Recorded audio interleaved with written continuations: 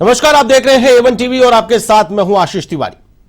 2 राज्यों के विधानसभा चुनाव संपन्न हो चुके हैं। जम्मू कश्मीर और हरियाणा विधानसभा चुनाव के लिए वोटिंग समाप्त हो चुकी है और इसके साथ ही एग्जिट पोल आने शुरू हो चुके हैं। एग्जिट पोल ने किसी की नींद उड़ा दी है तो किसी के खेमे में खुशियां देखने को मिल रही है। इसी पर चर्चा करेंगे एग्जिट पोल को लेकर। इस महा कवरेज में आपका स्वागत है। मैं आशीष तिवारी आपका सभी का स्वागत करता हूं। आज इस महाचर्चा में मेरे साथ शामिल हैं बीजेपी से प्रवक्ता डॉक्टर चेतन राज पुरोहित जी। चेतन जी, बहुत बहुत स्वागत है आपका। धन्यवाद। चेतन जी, जिस प्रकार से जो खबरें सामने आ रही है, एग्जिट पोल का जो रुझान है वो रुझान कहीं न कहीं बीजेपी की नींद उड़ाता हुआ नजर आ रहा है। बीजेपी को पूरी उम्मीद थी, एडी चोटी का जोर लगाया। दोनों विधानसभा क्षेत्र, माफ कीजिएगा, दोनों राज्यों में विधानसभा चुनाव में बीजेपी ने पूरी ताकत झोंकी, लेकिन जो एग्जिट पोल है वो एग्जिट पोल अगर एग्जैक्ट होते हैं तो कहीं न कहीं बीजेपी के लिए बहुत बड़ी चिंता की बात है, बहुत बड़े आत्ममंथन की बात है। चेतन जी। आशीष जी, 2 राज्यों में चुनाव था, जम्मू कश्मीर और हरियाणा। जम्मू कश्मीर के अंदर पिछले 10 साल से चुनाव नहीं हुए थे। उससे पहले भी पीडीपी और बीजेपी ने मिलकर भी वहाँ सरकार बनाई थी। हरियाणा में हम लगातार 10 साल से चुनाव सरकार के अंदर हैं और उस हरियाणा के अंदर है जहाँ पहले भी कहा जाता था कि हरियाणा में बीजेपी के विधायक जीतने मुश्किल हैं। उस परिस्थिति से निकलकर बीजेपी आगे आई और 10 साल से वहाँ सरकार चला रही है और बहुमत के साथ सरकार चला रही है। पिछली बार भी गठबंधन करना पड़ा था, जेजेपी के साथ में गठबंधन करके सरकार, जेजेपी के साथ गठबंधन हुआ था, बिल्कुल सत्य बात है। उसके साथ हमने सरकार बनाई और सरकार चलाई, और केवल सरकार चलाई नहीं, जनता को राहत प्रदान करने का काम किया। समाज का ऐसा कोई वर्ग नहीं है जिसको लाभान्वित, जिसको राहत देने का काम भारतीय जनता पार्टी की सरकार ने नहीं किया। एग्जिट पोल का मैं भी आंकड़े देख रहा हूँ, अलग अलग चैनलों पर देख रहा हूँ, बिल्कुल सही है। कहीं पर बीजेपी को फायदा हो रहा है, कहीं पर बीजेपी को नुकसान हो रहा है। जम्मू रीजन के अंदर 43 सीटें हैं, कश्मीर रीजन के अंदर 47 सीटें हैं।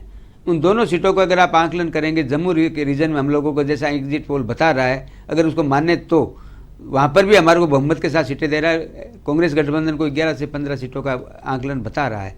लेकिन हमारा खुद का सर्वे है, पार्टी चुनाव लड़ती है, चुनौती मान करके चुनाव लड़ती है, और अब पार्टी पूरी कार्यकर्ता के मेहनत पर और राज्य सरकार के द्वारा किए गए काम और माननीय प्रधानमंत्री जी ने जो केंद्र सरकार ने जो काम किए हैं, चाहे किसान हो, चाहे युवा हो, चाहे गरीब हो, चाहे महिला हो, समाज के किसी वर्ग को नहीं छोड़ा। उन्होंने सबको राहत प्रदान करने का काम किया। उसी ताकत को लेकर कार्यकर्ता जनता के बीच में जाता है, और जनता के बीच में कार्यकर्ता के पास अगर हथियार नहीं है, हथियार का मतलब उसके पास बताने के लिए कुछ नहीं है, सरकार की उपलब्धियां बताने के लिए नहीं, तो कार्यकर्ता हताश होता है। लेकिन भारतीय जनता पार्टी का कार्यकर्ता बिल्कुल मुट्ठी तान करके जाता है, क्योंकि प्रदेश नेतृत्व और केंद्रीय नेतृत्व दोनों सरकारें बिल्कुल जनता के लाभ के लिए काम करती है। चेतन जी, वही बात है, डबल इंजन की सरकार की बातें की गई थी। बीजेपी की सरकार थी हरियाणा में, हालांकि गठबंधन की सरकार थी, गठबंधन आपने तोड़ लिया था, उसके बाद में मुख्यमंत्री आपने चेंज किया। क्या वजह निकल कर के आ रही है? कांग्रेस का ग्राफ क्यों लगातार बढ़ता जा रहा है? बीजेपी का ग्राफ क्यों लगातार घटता जा रहा है? एग्जिट पोल की अगर बात करें तो लगभग 44 से 54 सीटें कांग्रेस को दी जा रही है, तो वहीं बीजेपी की बात करें तो 20 से 30 सीटों पर सिमटती हुई बीजेपी नजर आ रही है। 46 सीटों का जो मैजिकल फिगर है, उस फिगर के बेहद करीब कांग्रेस को बताया जा रहा है। तो ऐसे में कहीं ना कहीं चूक तो जरूर हुई है। क्या किसान आंदोलन की जो आग है, वो आग ने परेशानी डाली है बीजेपी के रास्ते में, या फिर पहलवानों को लेकर के जो माहौल बनाया गया वो वहां पर परेशानी का सबब बीजेपी के लिए बनाया? क्या कारण आप मानते हैं? मैंने आपको बताया ना, हमारी पार्टी ने, भारतीय जनता पार्टी के पास जो सर्वे हमने किया है, हम एक एक बूथ का एनालिसिस करते हैं, और मेरा मानना है, पार्टी का मानना है और हम सब का मानना है कि हरियाणा के अंदर हम कंफर्टेबल मेजोरिटी के साथ सरकार बनाएंगे। एग्जिट पोल आए हैं, मैंने भी देखे हैं, लेकिन पार्टी का अंदरूनी सर्वे अपने खुद का सर्वे होता है। एग्जैक्ट आपके सर्वे के मुताबिक क्या मान के चल रहे हैं? बिल्कुल हम कंफर्टेबल मेजोरिटी हरियाणा के अंदर। पिछली बार हमारी कुछ सीटें कम पड़ गई थी, इस बार हम उस स्थिति में नहीं जाएंगे और पूर्ण बहुमत के साथ भारतीय जनता पार्टी हरियाणा में सरकार बनाएगी। और जम्मू कश्मीर की बात जहां तक आपने खुद ने देखा है कि करीब करीब 41% मत जम्मू रीजन में भारतीय जनता पार्टी को मिल रहा है। कश्मीर रीजन में जरूर हमें कुछ नुकसान है, लेकिन कश्मीर रीजन वो रीजन है जब भारतीय जनता पार्टी का पहले आधार नहीं था। धारा 370 बिल्कुल 35A। मेरे साथ लगातार स्टूडियो में बने हुए हैं डॉक्टर चेतन राज पुरोहित जी, बीजेपी प्रवक्ता। डॉक्टर चेतन राज पुरोहित जी, आपके लिए ये कहीं न कहीं खबरें चिंता की बातें जरूर है, क्योंकि हरियाणा हो या फिर जम्मू कश्मीर, पूरे स्ट्रेटेजी के साथ में केंद्रीय नेतृत्व ने एडी चोटी का जोर लगा करके चुनाव लड़ा, लेकिन जो एग्जिट पोल आ रहे हैं वो एग्जिट पोल कहीं न कहीं बीजेपी के अनुकूल नहीं आ रहे हैं।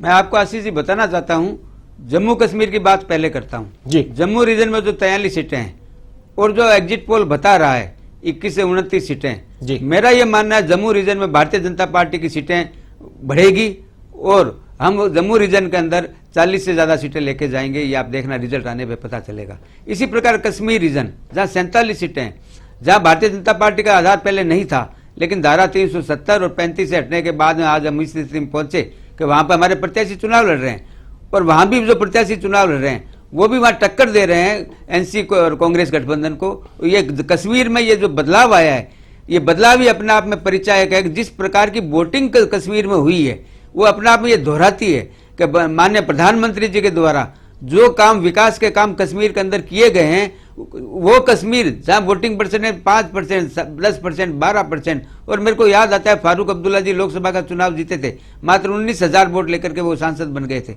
वो परिस्थितियां कश्मीर में थी, लेकिन आज मैं गर्व के साथ कहता हूं कश्मीर के अंदर जो वोटिंग परसेंटेज हुआ है, 63 से ज्यादा % वोट गिरे हैं, वो अपने आप में एक भारत की दिशा और दशा बताता है कि भारतीय जनता पार्टी की सरकार माननीय प्रधानमंत्री जी नेतृत्व में जिस प्रकार से कश्मीर में विकास के काम किए हैं, जिस प्रकार से जनता को राहत दी है, उससे मेरा निजी रूप से मानना है कश्मीर में भी हम सरकार बनाएंगे और बिल्कुल बनाएंगे। कोई ताकत नहीं जो हमें रोक सके। लेकिन ठीक है, एग्जिट पोल को मैं कभी नकारता नहीं हूं। एग्जिट पोल के सर्वे सही भी रहे हैं, गलत भी रहे हैं, कई जगह हमने गलत होते भी देखे हैं, कई जगह मैंने सही होते भी देखे। अब आता हूं हरियाणा में।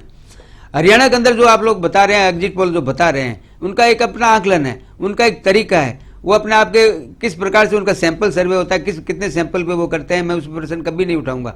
हाँ, हमारा जो खुद का सर्वे होता है, आंकलन हम लोग भी करते हैं। जब वोटिंग खत्म हो जाती है उसके बाद में बूथ वाइज आंकड़े हम लोग लेते हैं। उस आंकड़ों से हमें भी पता चलता है कि हमारी स्थिति किस विधानसभा क्षेत्र में क्या रहने वाली है, क्योंकि वोटिंग के बाद में लगभग अंदाजा हर पार्टी को लगता है। मेरा स्पष्ट मानना है, चाहे कोई भी इलाका हो, हरियाणा का मोटे मोटे रूप में अगर आप देखेंगे तो चाहे सरसा, मंडी डबाली, एलनाबाद, ये इधर का जो बेल्ट है, ये रीजनल पार्टी का बेल्ट माना जाता था, देवीलाल जी के इलाका माना जाता है। उधर आप चाहिए रोहतक, फरीदाबाद, पलवल, यमुनानगर, बहादुरगढ़, इधर का एक बेल्ट अलग है। उसके बाद में आ जाए गुड़गांवा। तो हरियाणा को अलग अलग क्षेत्रों में और अलग अलग भौगोलिक परिस्थितियां है ही है, वोटिंग पैटर्न भी अलग अलग है। आप एक क्षेत्र को मान के मत चलिए। जिस प्रकार से हरियाणा में 10 साल से भारतीय जनता पार्टी ने सरकार बनाई और सरकार चलाई, और केवल चलाई नहीं है जनता, और जिस हरियाणा में किसानों को 8 फसलों पर एमएसपी मिलती थी, उसी हरियाणा में भारतीय जनता पार्टी की सरकार ने 23 फसलों पर एमएसपी दी है। लेकिन इसके बावजूद भी कांग्रेस ने पूरे चुनाव प्रचार अभियान के दौरान किसानों के मुद्दे को इतना ज्वलंत तरीके से पब्लिक के बीच में इनकेस करने की कोशिश की, जिसका बेनिफिट कहीं न कहीं एग्जिट पोल में नजर आ रहा है। जो माहौल दिखाया जा रहा है, कहीं न कहीं एग्जिट पोल के सैंपल जो लिए गए हैं, आप भी उसको नकार रहे हैं कि एग्जिट पोल लेने के जो सैंपल के तरीके हैं उनमें एरर की गुंजाइश रहती है। एग्जिट पोल जो आएंगे वो आप कह रहे हैं कि आपकी जो पार्टी का सर्वे है उसके अकॉर्डिंग आप सरकार बनाने जा रहे हैं। मैं आपसे जानना चाहूंगा कि अगर एग्जिट पोल बनते हैं, आपको विपक्ष में बैठना पड़ता है, तो कौन सी वो चूक आप मानते हैं, कौन सी वो कमियां मानते हैं जिसके कारण जनता के मन में आपके पार्टी के प्रति जगह नहीं बन पाई? और अगर ये एग्जिट पोल उलट होकर के एग्जिट पोल आपके अनुकूल आते हैं तो उनके रीजन क्या होंगे? मैं बताता हूं आपको। हम कर्नाटक चुनाव हारे जी, हम तेलंगाना चुनाव हारे। भारतीय जनता पार्टी एक ऐसी पार्टी है जो कभी आरोप की राजनीति नहीं करती है, ना लोकतांत्रिक संस्थाओं पर आरोप लगाती है, ना ईवीएम पे लगाती है। ये कांग्रेस पार्टी का चरित्र रहा है। वो जब हारती है तो आरोप लगाती है। हम लोग समीक्षा करते हैं और हम लोग ये देखते हैं कि हमारे अंदर क्या कमी रह गई कि हमारी बात को हम जनता तक नहीं पहुंचा पाए। उसका अध्ययन करते हैं और आगे हम उसमें सुधार करने का प्रयास करते हैं, ये निश्चित बात है।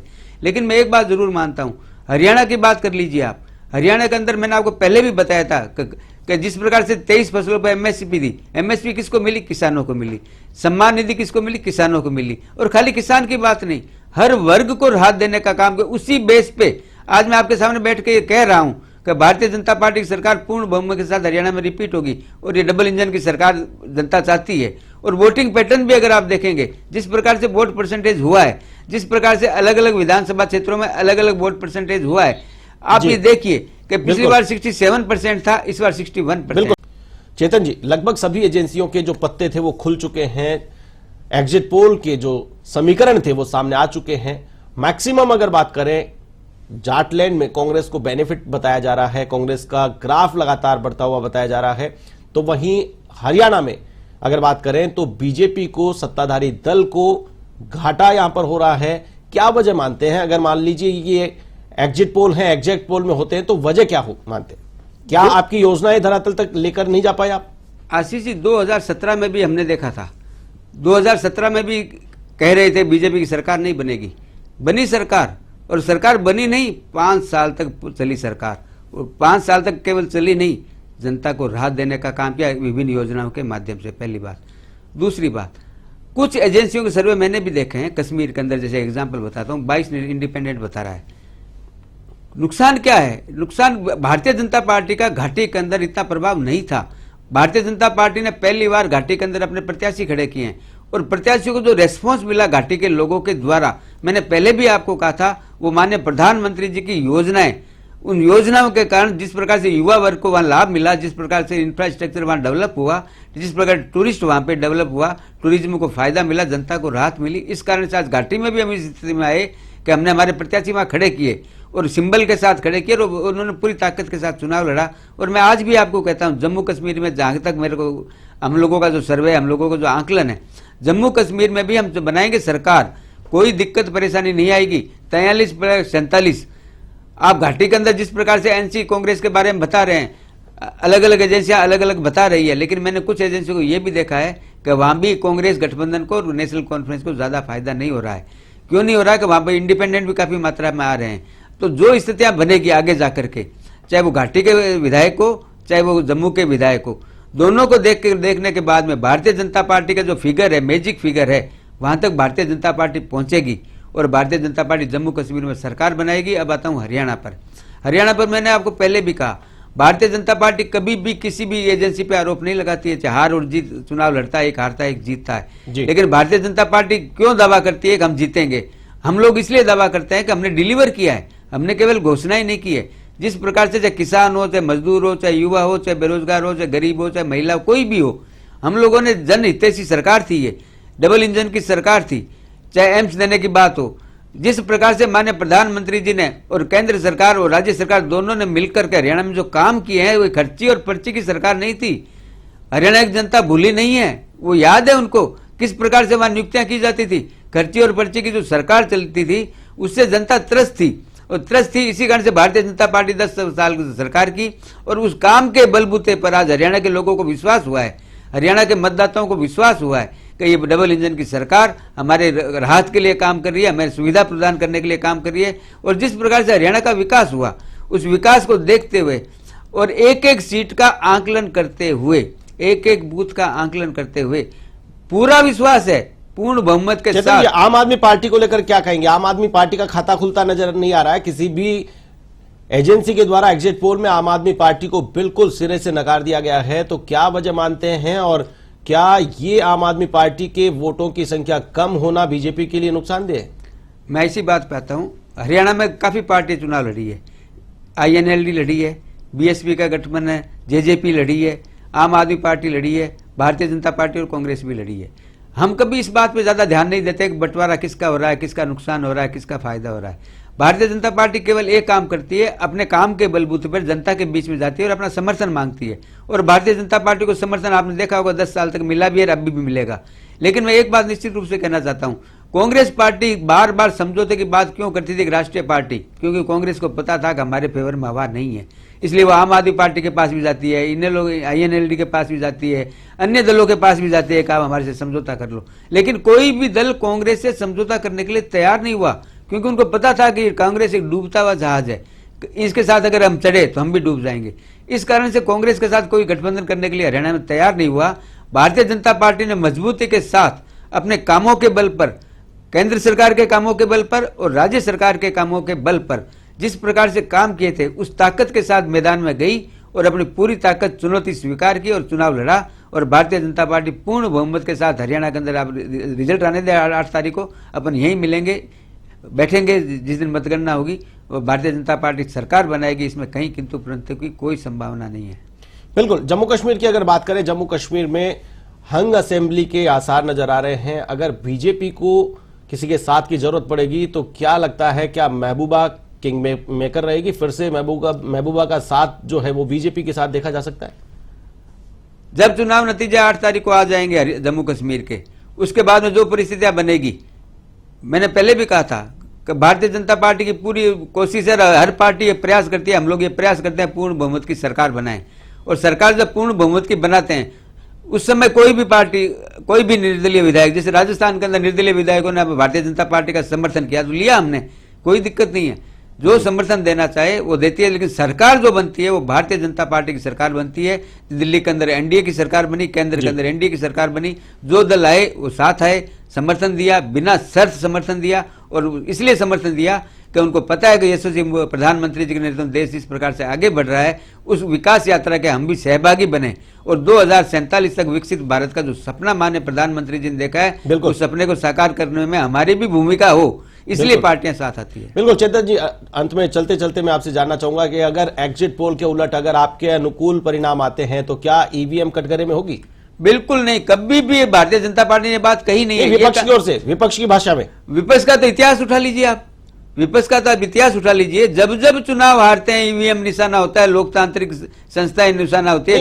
अभी तो हौसला बढ़ा हुआ है उनको, अभी तो जो एग्जिट पोल आए हैं उन पर पूरा उत्साह वो मना रहे हैं, उनके खेमे में उत्साह है। लेकिन अगर एग्जिट पोल अगर उलट आते हैं, उनके एग्जिट पोल के उलट अगर एग्जिट पोल आते हैं तो क्या ईवीएम कटघरे में होगी? मैं तो इसी बात पे आता हूं, मेरे को तो याद आता, आम आदमी पार्टी जब पहला चुनाव दिल्ली में लड़ा था, जब वोटिंग खत्म हो गया तो ये अरविंद केजरीवाल जी ने प्रेस कॉन्फ्रेंस करके कहा था कि ये हो गया है हमारे साथ, ऐसा हो गया है, ये हो गया है। लेकिन जब रिजल्ट आए तो अरविंद केजरीवाल जी को जब 67 सीटें मिली तो उन्होंने कोई प्रतिक्रिया नहीं दी कि 2 दिन पहले जो मैंने स्टेटमेंट दिया, मैं माफी मांगता हूं दिल्ली की जनता से, क्योंकि ये लोग पूर्वाग्रह से ग्रसित होते हैं। ये हारते तो ईवीएम पे दोष देते हैं, ये अपनी कमियों को नहीं ढूंढते, ये अपनी कमियों को दूर नहीं करते। इसी कारण से कांग्रेस की आज स्थिति हो गई है। 404 वाली पार्टी पिछले 3 चुनावों को अगर मिला भी दें तो भारतीय जनता पार्टी जितनी सीटें नहीं ला पाई है और 40 के ऊपर जाकर अटक गई है।